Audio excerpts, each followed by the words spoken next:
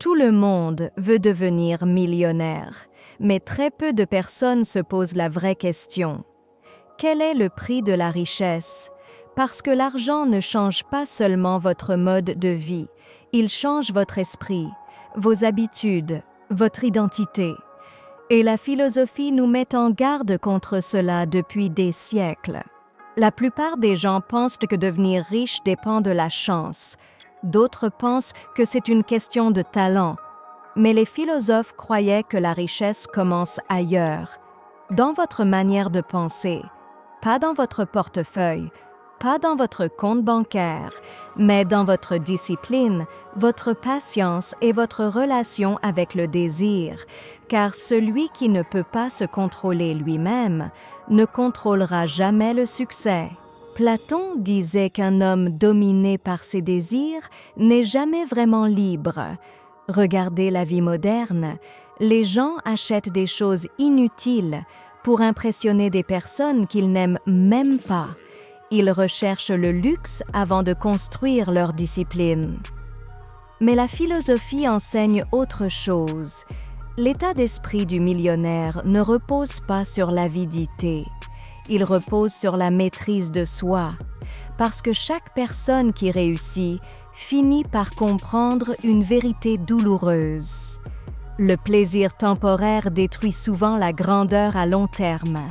Les philosophes stoïciens pensaient que le véritable pouvoir vient du contrôle des émotions.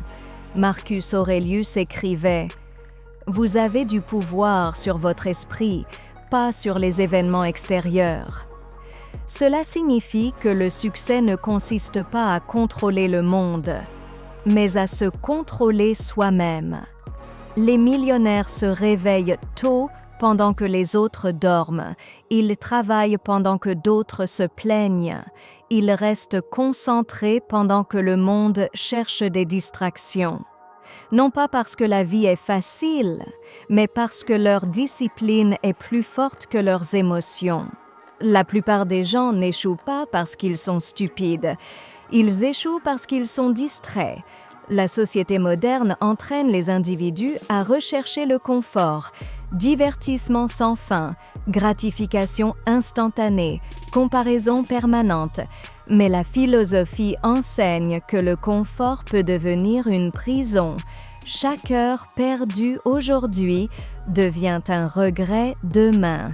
La différence entre les riches et les pauvres est souvent invisible. Elle se cache dans les habitudes quotidiennes. Une personne passe des années à développer ses compétences. Une autre passe des années à fuir la réalité. Mais la philosophie pose aussi une question importante. Que se passe-t-il après être devenu riche? Parce que l'argent sans sens crée le vide, beaucoup de personnes deviennent riches, mais restent malheureuses. Socrate croyait que la vie la plus riche n'est pas celle remplie de possessions, mais celle remplie de sagesse.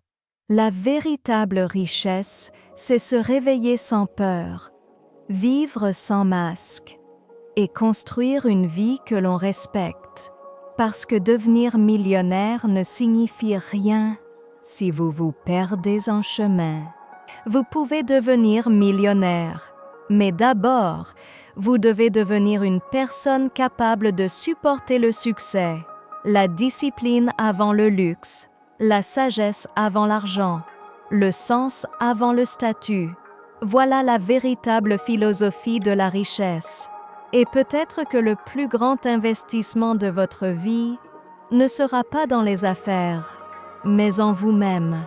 Si cette vidéo philosophique vous a plu, abonnez-vous pour découvrir d'autres réflexions profondes sur le succès, la discipline et la nature humaine.